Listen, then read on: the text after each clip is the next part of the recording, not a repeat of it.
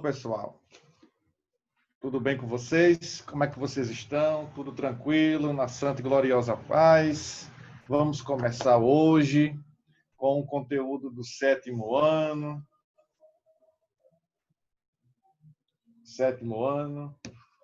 E o sétimo ano já atingiu aquele conteúdo que a gente destaca e aborda, faz uma ênfase, o foco maior na organização que vai fazer com que aconteça a vinda dos holandeses para o Brasil.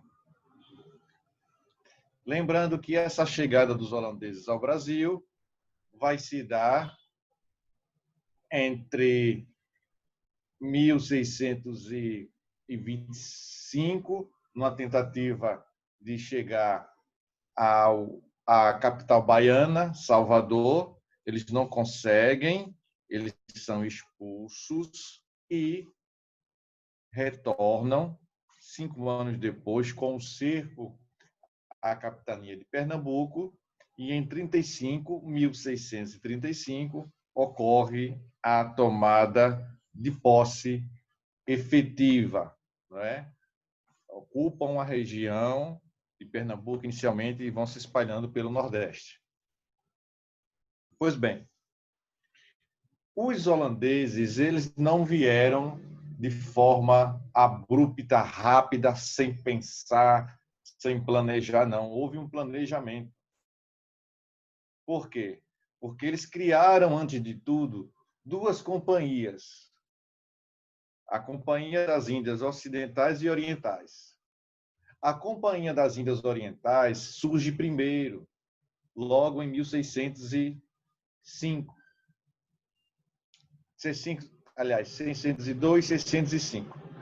E a Companhia das Índias Ocidentais surge por volta de 1621.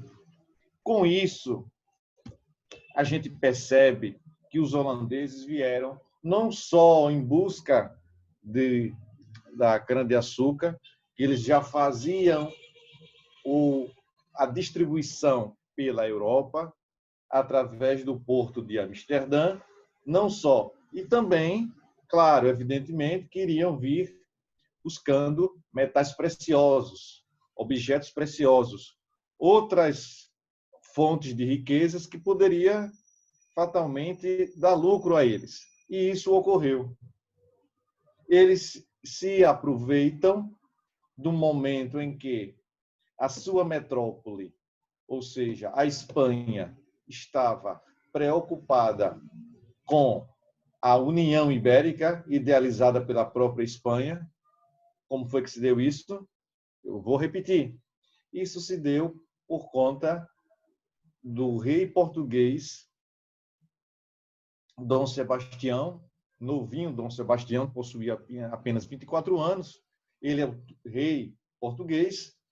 Ele não volta quando ele vai participar da batalha de Alcácer-Quibir, não retorna dessa batalha. Ele é jovem, não tem família, não tem herdeiros diretos, não havia se casado ainda. Parentes próximos tomam posse, mas não vão viver durante muito tempo. Um tio dele, que era padre também, tomou posse e veio a falecer. Filipe II, que era primo distante dele, achou por bem tomar posse dos dois reinos ao mesmo tempo. Ao mesmo tempo, Filipe II era rei da Espanha e rei de Portugal. E por aí vai caminhar as situações, e as Províncias Unidas começam a se desenvolver e vão ficar independentes da Espanha. Perfeito aí? Deu para entender? E com isso vai haver uma mudança no Brasil. Por quê? O Nordeste brasileiro será ocupado pelos holandeses, objetivando obter lucro, e vão ter lucro, e os portugueses, por outro lado, vão ter que costurar mais uma vez, arquitetar um plano, uma situação para que eles pudessem expulsar os holandeses do território brasileiro e voltar a colonizar efetivamente o nosso território. Mas isso não vai ser do dia para a noite, é preciso acontecer uma série de situações. Quando eles chegam, efetivamente, após a primeira expedição não ter dado certo na Bahia, chegam a Pernambuco e agora com muito mais estrutura, com a Companhia das Índias Ocidentais, fundada em 21, sendo uma empresa, né, que visava controlar o comércio desenvolvido na América, e uma empresa que iria objetivar o lucro, tinha como foco o lucro. Observe aí que vai ter uma mudança significativa na economia nordestina. E uma das primeiras medidas vai ser, da Companhia das Índias, trazer alguém que representasse confiança, austeridade, que fosse um representante governante que estivesse a serviço da Companhia das Índias Ocidentais. Há uma polêmica até os dias de hoje sobre em que condições esse administrador geral chegou ao Brasil. Se ele estava realmente falido e por isso veio, ou veio porque devia alguns favores à coroa holandesa ou alguém da companhia. Até hoje tem-se essa polêmica, essa interrogação. Qual foi o verdadeiro motivo da chegada de Johann Maurits Nassau von Siegen, mais conhecido como Maurício de Nassau? Tem-se uma polêmica sobre o que levou, de fato, ele vir fazer uma viagem longa, cansativa e passar aqui um período pequeno, mas foi um período consistente que deixou marcas, deixou saudades. Deu para entender, pessoal? Muito bem. Com isso, ele chega e, lembrando uma coisa, um aspecto importante, é que os holandeses eles são protestantes calvinistas. Chegam aqui. A tendência seria que ele impusesse, ou seja, ele obrigasse a população aqui do Brasil, especificamente nesse momento os pernambucanos, a aderirem à sua religião, a serem calvinistas também, a serem protestantes calvinistas. Mas isso não aconteceu. Ele deu a liberdade religiosa. Então, naturalmente, isso já quebrou um gelo, utilizando um termo que você possa entender. Quebrou o gelo e que agora os holandeses serão vistos de uma outra maneira, de uma outra forma. Porque vai deixar que o culto católico, cristão católico, possa acontecer normalmente, sem nenhum tipo de empecilho, sem nenhum tipo de problema. E uma outra medida agora no campo econômico que Nassau fez foi permitir que os nativos, os brasileiros, conseguissem empréstimos a juros baixos, a juros pequenos. Fatalmente, isso iria agradar aos brasileiros. E mais um ponto a favor para o invasor. O invasor que, aparentemente, né, à primeira vista, vai ter uma noção de ser, vai ser odiado, vai ser detestado, ignorado, não respeitado. Mas, a partir desse período, dessas atitudes, aliás, dessas ações que Nassau teve, ele quebrou os paradigmas e com isso foi se aproximando, E vai ser um período de desenvolvimento, a cana-de-açúcar durante o governo de Nassau, e vamos conhecer algumas regiões onde houveram as batalhas, as situações, até que Maurício de Nassau encerra seu período. Estou fazendo aqui um breve resumo, uma introduçãozinha, e vai ter que voltar para a Europa. Lembrando, Nassau não é holandês de nascimento, Nassau é alemão de nascimento. Mas havia, os estudiosos, os historiadores, chegaram à conclusão, nos documentos visitados, vasculhados, investigados, pesquisados, que em Maurício-Nassau havia essa condição de possivelmente ter serviços prestados ao governo holandês e possuía um prestígio considerável junto ao governo. E ele foi indicado por conta da sua capacidade administrativa. Deu para entender? Pois bem. 239. A organização política econômica da Holanda na Europa. Resumindo, o que vimos até aqui, podemos dizer que a política estabelecida na Europa nos séculos XV, XVI e XVII era voltada para as expansões marítimas e a prática mercantilista. A busca de metais preciosos e novas rotas comerciais para as Índias fizeram com que nações como Portugal e Espanha, depois França e Inglaterra, tentassem encontrar novas terras. Foi nessa forma que se chegou à América. Após anos de extração de bens naturais, iniciou-se a colonização usando a cana-de-açúcar como principal produto para a consolidação das colônias. O açúcar, como sabemos, passou a ser um produto muito valioso na Europa e, a partir do século XVII, despertou o interesse da Holanda.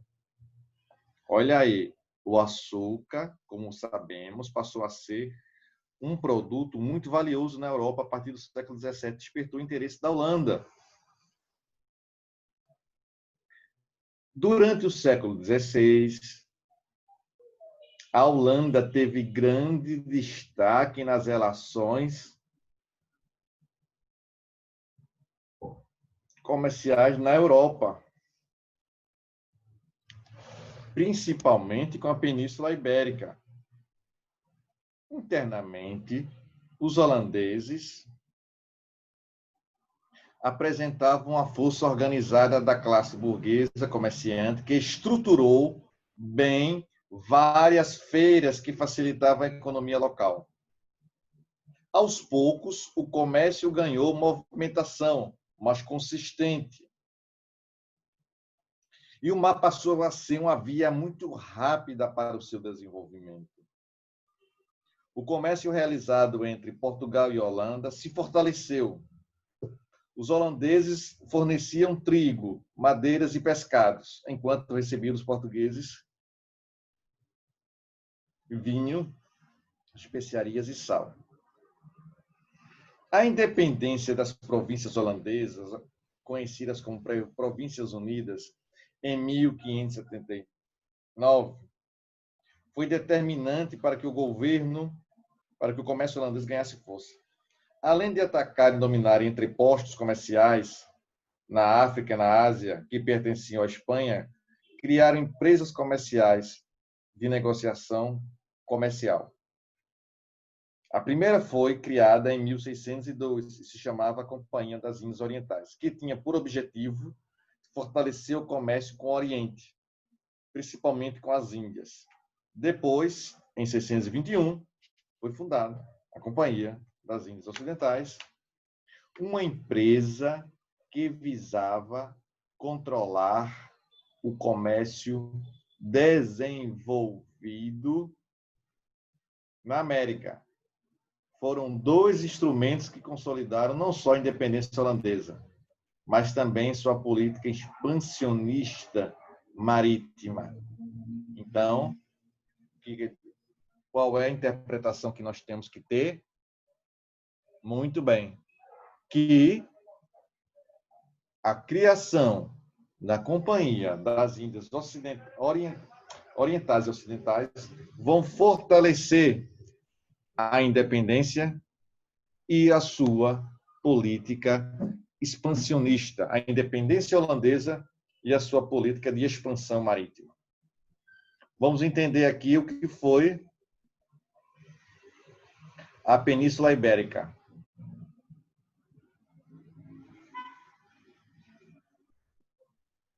A União Ibérica, no ano de 1578, ainda durante a batalha contra os mouros marroquinos, em Alcasquibi, o rei Dom Sebastião desapareceu, sendo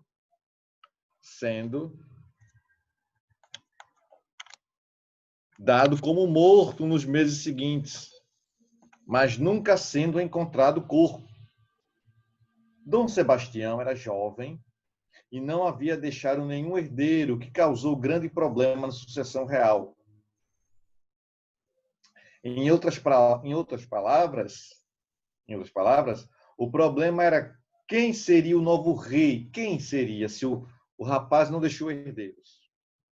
A solução imediata foi estabelecer como rei Dom Henrique, que era tio-avô de Dom Sebastião, mas que veio morrer em 1580, ficando novamente o trono português vago e sem herdeiros para a sucessão. Assim, nesse mesmo ano, o rei Filipe de Espanha, o rei Filipe da Espanha, que era neto do antigo rei português Dom Manuel I, reivindicou seu direito à coroa. Diante da hesitação, o que essa hesitação significa o que aí, professor? Significa a dúvida dos portugueses. Ele fez ameaças com seu poderoso exército. Não havendo saída, o trono foi cedido a Filipe II da Espanha, marcando o surgimento da União Ibérica, evento que mudou as relações políticas e econômicas da Europa, já que Portugal e Espanha eram duas grandes potências nos séculos XVI e XVII, e a unificação dessas duas nações sobre uma coroa as fortalecia ainda mais. O rei Filipe II tinha dois objetivos centrais para querer a unificação dos tronos. O primeiro era a recuperação econômica da Espanha, que havia vivido uma guerra feroz contra os mouros. O segundo era restabelecer o controle sobre o tráfico de escravos, inclusive quanto às rotas que estavam sob o domínio dos portugueses. As consequências dessa unificação para Portugal foram ruins e boas ao mesmo tempo. O fim do Tratado de Tordesilhas, veja aqui as coisas boas e ruins para Portugal. Não é? Foram ruins e boas. O fim do Tratado de Tordesilhas, devido à unificação dos dois reinos, possibilitou que os portugueses no Brasil partissem para o interior e ocupassem terras que antes pertenciam à Espanha. Em contrapartida, os inimigos espanhóis passaram a ser os inimigos de Portugal, inclusive a Holanda, que, devido à rivalidade com a Espanha e a tentativa de controlar o mercado do açúcar no mundo, invadiu o Brasil em 1624. Não é? Na primeira tentativa, serão expulsos em 25 da Bahia. Na página 240, saímos da 239, viemos para a página 240, temos a invasão holandesa no Brasil.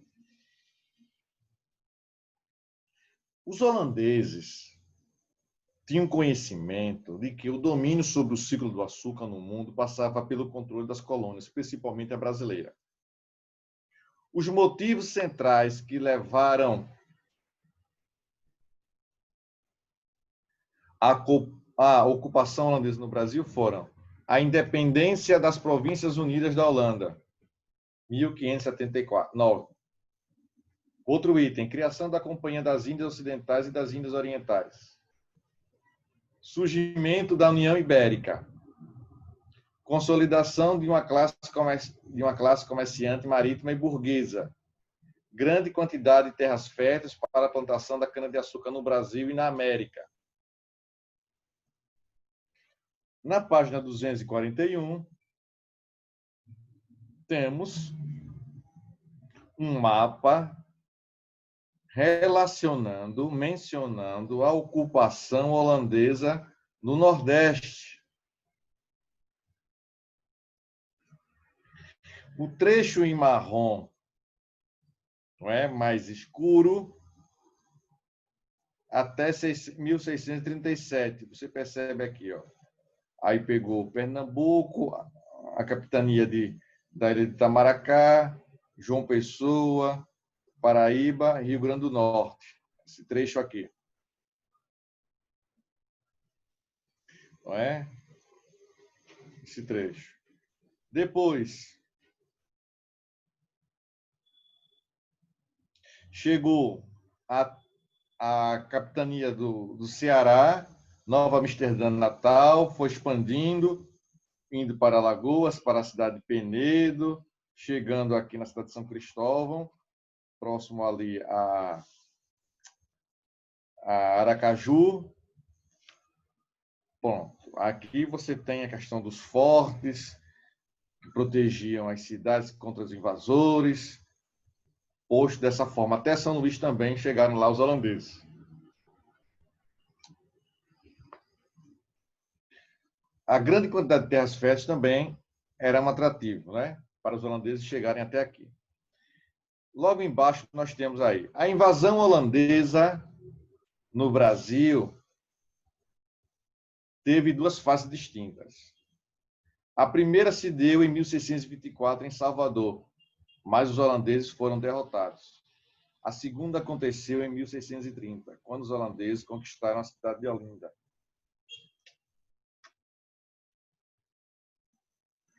A cidade de Olinda. A Companhia das Índias Ocidentais foi criada em 1621, com o intuito de confrontar a Espanha, a fim de levar a guerra de independência dos Países Baixos ao Brasil. Colônia da Espanha durante a União Ibérica, os calvinistas, ou seja, os holandeses, que eram calvinistas, protestantes, né, que tinham a adoção das teorias de João Calvino, nós já vimos isso. A adoção de João Calvino, que foi um dos precursores do protestantismo, teve João Calvino, teve Lutero, teve John Wycliffe e o próprio Henrique VIII também foi um decodificador, iniciador de uma outra religião. Pois bem, temos aqui os calvinistas, fugindo das perseguições religiosas na Holanda, receberam os direitos de monopólio do comércio das colônias conquistadas pela Companhia das Índias Ocidentais. Os holandeses organizaram uma frota de 26 navios, 500 canhões e 3.000 homens. A conquista foi rápida, pois o exército português no Brasil não tinha soldados nem armamentos suficientes para enfrentar as tropas holandesas. Em 1625, os espanhóis reagiram e enviaram uma frota naval com 30 navios, 1.000 canhões e 5.000 homens, que derrotaram a tropa holandesa e expulsaram do Brasil, libertando Salvador. Libertando a cidade de Salvador. A derrota holandesa na primeira tentativa de invasão e dominação das terras brasileiras não foi suficiente para fazer com que desistisse dessas investidas. A Companhia das Índias Ocidentais, mais uma vez, financiou a organização de uma nova frota naval de seu exército para invadir o Brasil. Em 1630, invadiram as cidades do Recife e de Olinda. Esta seria a primeira etapa dessa invasão, pois o objetivo era dominar todo o Nordeste a partir de Pernambuco. Durante 5 anos, ocorreram diversos conflitos com as tropas do então governador Matias de Albuquerque, que organizou as defesas num sistema parecido com o de guerrilhas, fazendo emboscadas, principalmente no Arraial do Bom Jesus, que aqui tem a foto no Arraial do Bom Jesus, onde hoje fica o sítio da Trindade, no bairro de Casa Amarela, especificamente na zona norte do Recife. Bairro do Bom Jesus. Os holandeses, entre os anos 1632 e 35, conseguiram se expandir para o Rio Grande do Norte e Paraíba, além de dominarem Pernambuco e derrotarem a resistência do Arraial do Bom Jesus. A Holanda teve apoio de muitos brasileiros que conheciam a região e, conduzindo as tropas holandesas para as localidades que queriam chegar, sendo mais célebre, né, aquele que é aliado dos holandeses, chamado de traidor, Domingos Fernandes Calabar. Tem aqui, aconteceu na página 243. Vamos agora à resolução de atividades. Pois bem, com isso chegamos na página 246, que traz aí 246. Deixa eu anotar aqui. 246 tem duas questões aí a serem colocadas. 246.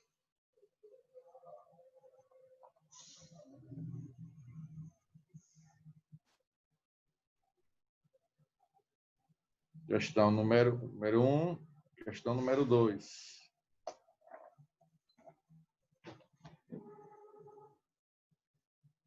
Questão número 1 diz assim: a Holanda entrou no mercado com força total durante o século XVII e a criação da Companhia das Índias Ocidentais foi fundamental para esse processo. Defina a companhia aí. Resposta: a Companhia das Índias Ocidentais foi uma empresa que visava controlar o comércio desenvolvido na América. Percebeu? Controlar aqui. Saberia eles, os holandeses, que se não fizesse isso, por conta da distância, não seria interessante. Queriam expandir o comércio aqui, a sua área de influência aqui no Nordeste. E era preciso a criação de uma Companhia das Índias. Foi um instrumento que consolidou não só a independência holandesa, vírgula, mas também a sua política expansionista marítima. Segundo quesito.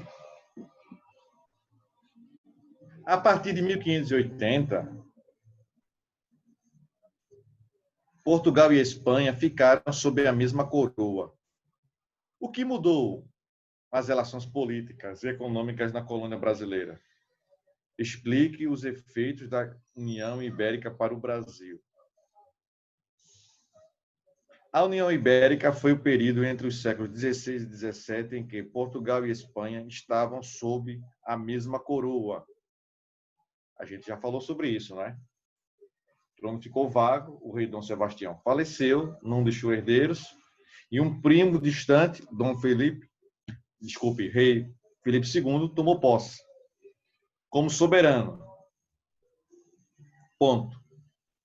As consequências foram a possibilidade de interiorização do Brasil com o fim do Tratado de Tordesilhas, ponto e vírgula. Os inimigos espanhóis tornaram-se inimigos dos portugueses, como os holandeses, vírgula, que invadiram o Brasil na tentativa de controlar o mercado de açúcar. Ok? Voltando. As consequências foram a possibilidade de interiorização do Brasil com o fim do Tratado de Tordesilhas, ou seja, agora poderão inserir-se no interior do Brasil por conta do fim do Tratado de Tordesilhas, que de certa forma impedia, mas também, por outro lado, era desrespeitado. Ponto e vírgula, né? Os inimigos espanhóis tornaram-se inimigos dos portugueses, como os holandeses, que invadiram o Brasil na tentativa de controlar o mercado de açúcar. Ponto. 246. Eu vou deixar a página 247. Aliás, 246 não, vou deixar a página 247 para vocês fazerem. Já fiz aqui as duas questões. Vou deixar a página 247 para que vocês possam fazer a terceira, a quarta, a quinta e a sexta questão. Beleza, então? Pois bem. Chegamos, chegamos no governo de Nassau, 247. 243. Já mencionei um pouco sobre ele, não é, na introdução. O governo holandês exercia controle sobre todas as colônias que conquistava, estabelecendo governantes que administravam de acordo com as vontades da burguesia mercantil. Com o Brasil não foi diferente, pois, além de ter um grande território dificultando o controle, Portugal não deixava barato o fato de ter perdido extensões de terra no Nordeste. A invasão holandesa ao Brasil deu certo, pois logo conquistaram as cidades de Olinda e do Recife, um dos principais polos açucareiros do Brasil e do mundo. Sabedores de que poderiam gerar muitas riquezas, organizaram em 1637, um governo com sede no Recife, sob a administração do conde Maurício de Nassau, que era alemão, mas seguiu carreira militar nos Países Baixos. Pessoal, eu acredito que vocês tenham absorvido conhecimento. Qualquer dúvida na minha forma de passar para vocês, de explicar, recorram ao aplicativo. Estou aqui à disposição de vocês. Ok? Forte abraço a todos. Estudem, se dediquem e até a nossa próxima aula. Tchau, pessoal. Até mais.